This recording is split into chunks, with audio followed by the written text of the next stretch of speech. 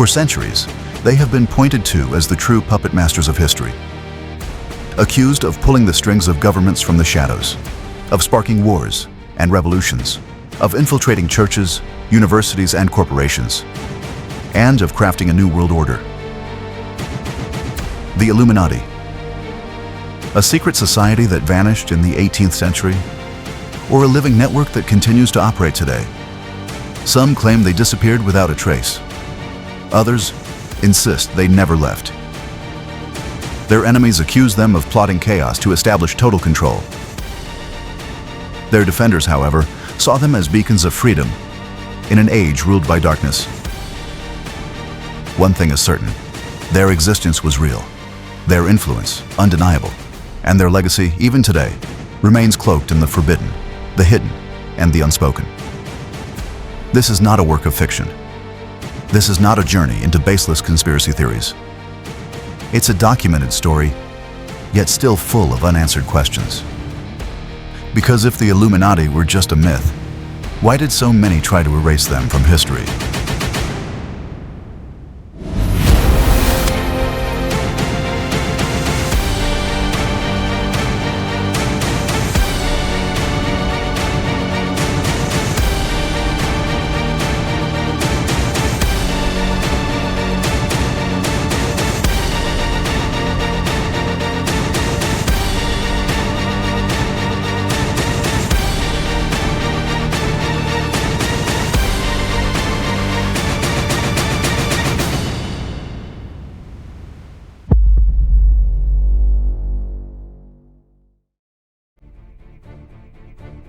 Europe, 18th century, an era history celebrates as the dawn of reason, but whose streets were still shrouded in darkness. While books of philosophy were being printed in the great capitals, in the provinces, the Inquisition still breathed. Thinking differently could cost you your title, your freedom, or worse. And yet, there, at the heart of the academic world, something was beginning to take shape.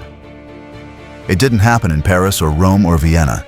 It all began here, in 1776, in a university town in Bavaria called Ingolstadt, where a young professor decided to ignite a spark. His name was ADAM WEISHAUPT. He wasn't seeking gold, or power, or glory. He simply believed that true knowledge had to be freed from the chains of dogma. And what he wrote that night would give birth to a secret society. He called it the Perfectibilists. Their mission: to create a network of enlightened men who would infiltrate institutions and change the world from within. Not just anyone could join. They had to be intelligent, discreet, and loyal. But in that world, an idea could be more dangerous than a revolution. Everything had to be done in secret, without raising suspicion. Thus was born an order that, even today, continues to inspire fear, obsession, and countless questions. At first, there were only five men, gathered in secret in a small room at the University of Ingolstadt. They didn't wear cloaks. They didn't practice magic. They had only books, oaths, and a cause they couldn't speak aloud. They called themselves the Perfectibilists. They believed that mankind could be perfected, not through faith, but through knowledge. But they soon realized that name wasn't enough. It was descriptive, but not inspiring, not symbolic. They changed it for something more powerful, more provocative, more dangerous.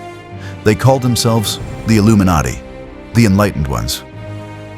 Their symbol, the owl of Minerva, the Roman goddess of wisdom. They chose it not as a sacred animal, but as a metaphor. The owl sees in the dark, and the Illuminati wanted to see what the world dared not look at. ADAM WEISHAUPT knew his idea would only survive if it hid in plain sight. So he created a secret system of initiation, of levels, of tests. Each member had to be recruited silently, had to study, obey, and hide, and above all, observe. The most loyal would rise. The weak would never even know how close they had come to the heart. What began as a game for idealists was about to become a network, And soon, that network would reach far beyond anything they could have imagined.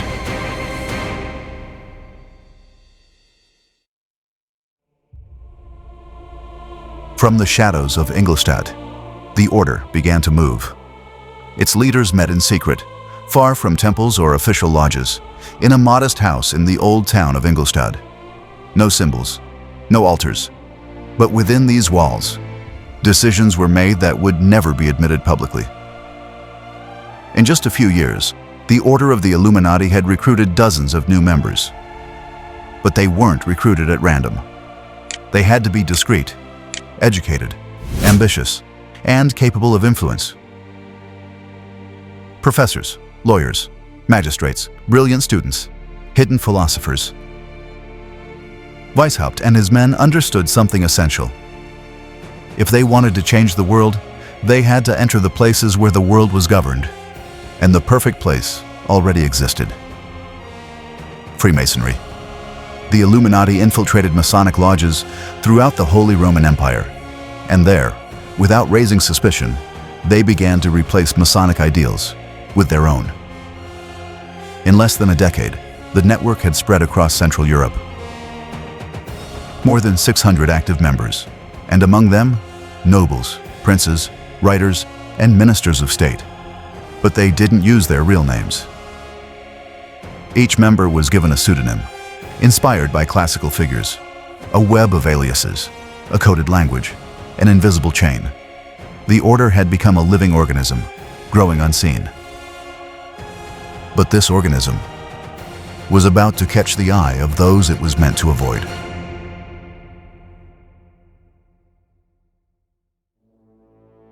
In the early 1780s, the Order of the Illuminati had become a sprawling continental network.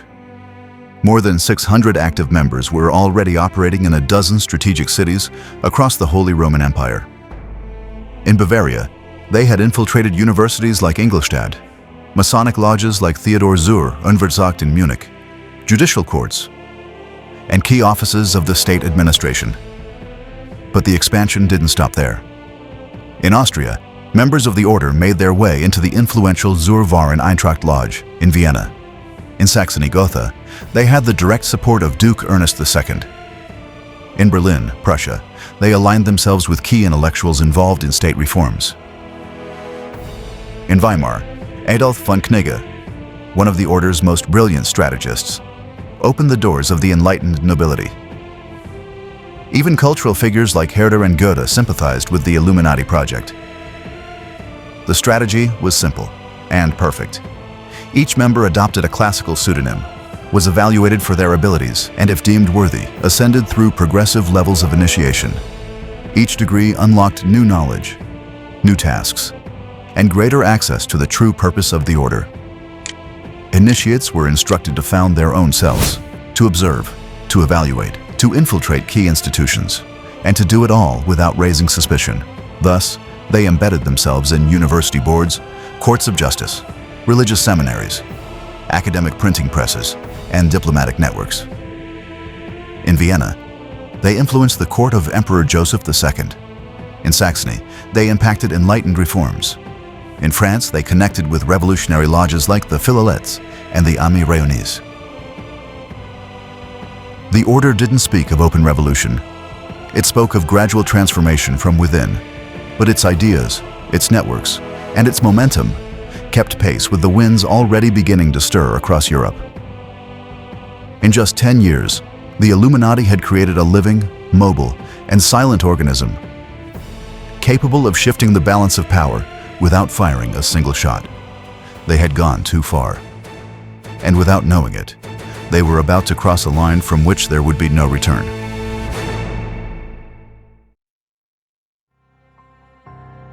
For years, the Illuminati operated with surgical precision. They infiltrated, influenced, and disappeared. Their codes were secure, their rituals impenetrable, their leaders invisible. But in 1784, the network made its first mistake. A lone messenger was riding toward Regensburg. His name was Joseph Lang. He was traveling from Gotha, carrying secret correspondence. He was a loyal member of the order, And he carried more than just letters. In his satchel were encrypted documents, internal letters, lists of members, strategy notes. But he never made it to his destination. Lang was found dead in the woods. The cause was never fully explained. His satchel was left behind. Authorities opened it. At first, they didn't understand what they were seeing. Codes, pseudonyms, cryptic language. But they understood one thing. Whatever this was, it wasn't supposed to exist. The documents were sent straight to the most powerful man in the kingdom, Karl Theodor, Elector of Bavaria since 1777. Electors were the most powerful princes of the Holy Roman Empire. The alarm was immediate. His reaction was decisive. What he had just read could not be ignored. Karl Theodor was a monarch enlightened in appearance, but deeply conservative. Catholic, absolutist, a declared enemy of secret societies. Now he knew. The order existed. It was inside the state, and he had names. What had landed in his hands wasn't just a list of names. It was a map of influence. State officials, professors, judges, clergymen, all inside. This wasn't about philosophy. This was about control. For years, the Illuminati had watched from the shadows. But now, for the first time, someone was watching them. And beginning to realize that what had been dismissed as rumor was turning into evidence. Theodor's response would come swiftly.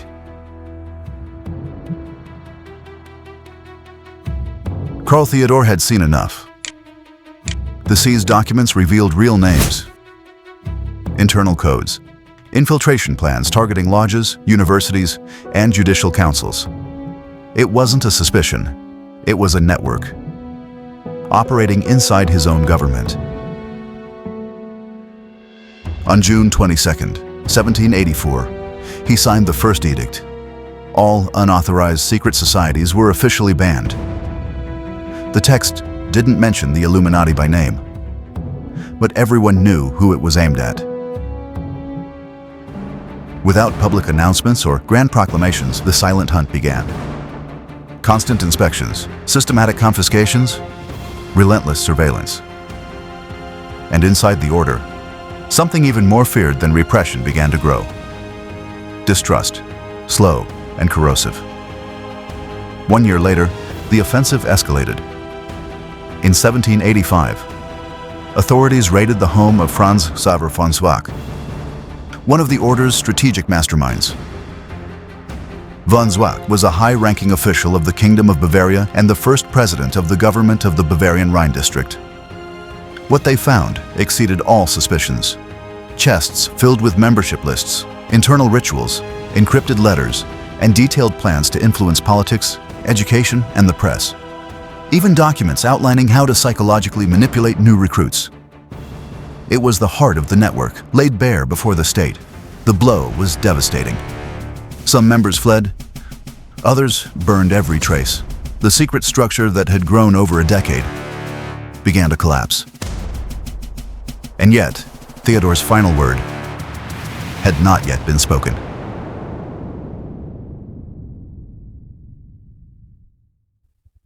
The Bavarian government issued a second edict. Unlike the first, this one didn't hide any names. The Order of the Illuminati was officially declared illegal. Its members were ordered to dissolve immediately or face charges of treason. Many members formally resigned. Some, like von Nigge, broke ties with the order over internal conflicts. Weishaupt, the founder, lost his professorship at the University of Ingolstadt.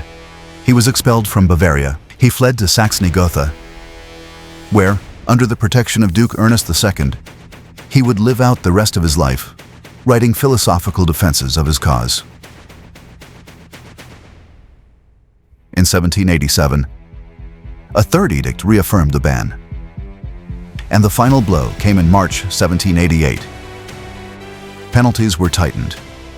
The active persecution of all former members was ordered. The remnants of the order scattered. Some fled abroad. Others vanished from the records. Officially, the Illuminati had ceased to exist. The confiscated documents, the revealed rituals, the recorded names were filed away, sealed, as if history had spoken its final word. But as the years went by, some began to question it. For some, this ending didn't quite add up. There were rituals that still echoed, words that kept reappearing, nameless networks operating silently. Did they truly disappear, or did they simply learn to leave no trace?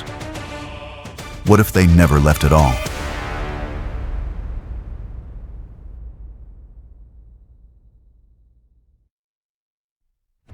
The Order of the Illuminati had been officially dissolved. Persecuted, scattered, erased from the records of the state. For many, the story ended there.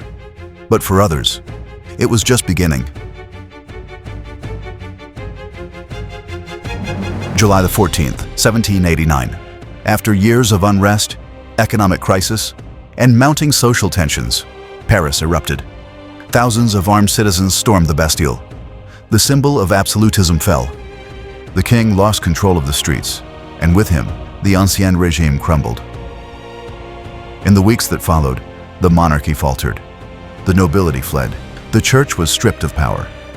And a new language began to fill the public space. Liberty, equality, fraternity. France plunged into the abyss of the unknown. A revolution fueled by years of Enlightenment thinking and growing social unrest, that found its most powerful catalyst in the people. But not everyone believed it was just that. Some began to wonder if, behind the chaos, behind the fall of the monarchy, and the rise of new ideas, there wasn't also the shadow of a much older plan. They believed it was the work of an invisible structure, a hand that never signed anything, but had planted the seeds of revolution long before the powder ignited. For them, the French Revolution was not the beginning. It was the silent execution of an agenda that had started in the shadows. By the late 18th century, 2 European authors began to claim that the Illuminati had not disappeared, but had continued operating under new disguises. In Scotland, John Robinson, physicist, inventor, and professor of natural philosophy at the University of Edinburgh, published a lengthy volume in 1797 titled Proofs of a Conspiracy Against All the Religions and Governments of Europe. In it, he argued that the order had infiltrated French Masonic lodges and that its ideas had survived, blending with other radical Enlightenment currents. For Robinson, the ultimate goal remained intact: to destabilize governments, abolish religions, and create a new rationalist and secular order. That same year in Paris, a Jesuit priest named Augustin Barruel claimed that the Illuminati, along with certain Masonic lodges, had conspired to destroy the French monarchy.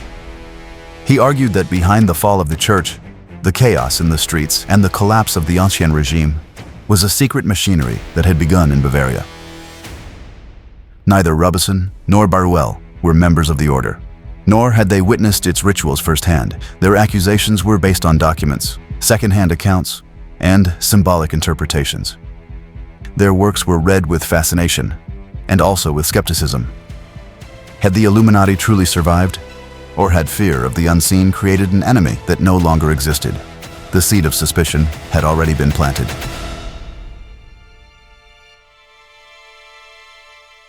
The books by Barruel and Robinson were not received as mere speculation. They were treated as warnings. And in a continent left in ruins, many were ready to listen.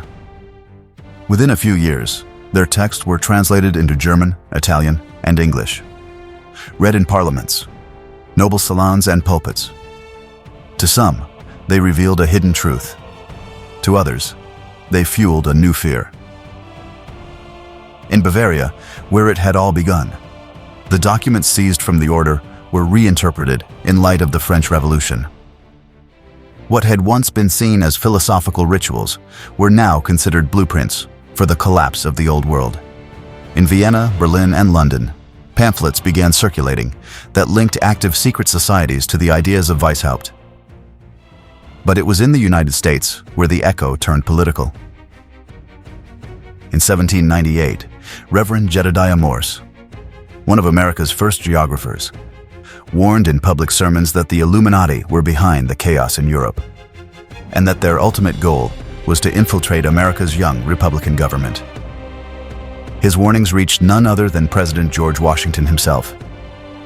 Although skeptical of such claims, Washington personally responded in a letter to Reverend George Snyder. In it, he made it clear he did not believe American lodges were under the control of any foreign conspiracy. But he also acknowledged that the doctrines attributed to the Illuminati might have reached the country and infiltrated some individual Masons. It was a careful position. Washington didn't endorse the theories, but he didn't entirely dismiss them either. He understood that, in fragile times, even the idea of an invisible enemy could sway a nation's mood. The suspicion crossed the Atlantic. And though there was no solid evidence, the unease caught fire. A new narrative was taking shape, that of an invisible organization capable of toppling governments from within and vanishing without leaving a trace. The theories had no definitive proof, but in the chaotic aftermath of revolution, sometimes the greatest comfort is having someone to blame. Yet the suspicions didn't stop there. Across Europe, new local uprisings were seen as echoes of the same hidden pattern. In Switzerland, in Germany, in the Kingdom of Naples, wherever a city burned, someone pointed toward the Illuminati. In pamphlets, sermons, and parliamentary debates, the idea repeated. An invisible network operating from the shadows of Enlightenment thought. In the United States, the climate was no different. The country was still young. Barely 2 decades had passed since the Declaration of Independence, and only one since the adoption of its new constitution. The nation was divided between 2 major currents: the Federalists, who supported a strong central government, and the Democratic Republicans, who favored greater autonomy and alignment with French revolutionary ideas. It was 1797. John Adams, the second president of the United States, had succeeded George Washington. But political tensions quickly escalated. Some conservative allies accused the more radical Republican ideas associated with Thomas Jefferson of being a continuation of the doctrines attributed to the Illuminati from Europe. They spoke of foreign influence, of dangerous ideas disguised as liberty. And in the press, warnings began to appear about discreet societies operating within universities, churches, and lodges. There was no direct evidence, but in a world recently shaken by revolutions, it seemed easier to believe that history wasn't happening spontaneously, but was being written by unseen hands. In the 19th century, the Illuminati ceased to be an organization and became an idea. A dangerous, useful, and adaptable idea. Throughout that century, various writers, politicians, and religious leaders began using the name Illuminati as a synonym for an invisible enemy, for planned chaos, for hidden power. The echoes of Baruel and Robinson persisted among conservative sectors who, whenever faced with a revolution or social unrest, found in that ancient name a familiar pattern. During the monarchical restoration, after the fall of Napoleon, the Illuminati were revived as a symbol of everything that had to be eradicated: extreme rationalism, secularism, intellectual conspiracy. In the German Confederation, during the 1848 revolution, they reappeared in pamphlets and speeches as the ideological root of Republican insurrection, not as a real organization anymore, but as the shadow of a structure that, according to some, had learned to move unseen. And with the arrival of the 20th century, the myth only grew deeper. The eye, the triangle, geometric symbols began to appear on banknotes, public buildings, lodges, universities, emblems, even in cinema. Not through direct inheritance, but through aesthetic convergences that some refuse to see as coincidence. There is no evidence that the original Illuminati survived as an organization. But their name, their imagery, and their legend remained present at key moments in modern history.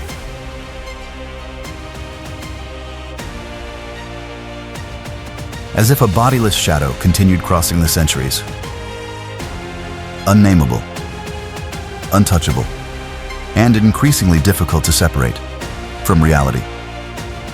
Because in the end, their true power was never in what they did.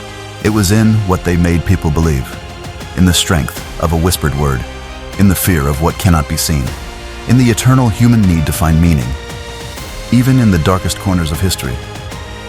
And maybe the real legacy of the Illuminati was never control, but the myth itself, a myth that even today, no one can fully extinguish. Before we continue, we would like to invite you to become a member of the channel. As a member, you will enjoy exclusive content and support the creation of our documentaries. In addition, you can show your support by sending a super thanks through the link found under each video. As usual, if you appreciate our content, please remember to like, subscribe, comment, and share our videos. Each action is important and aids in our growth. Thanks.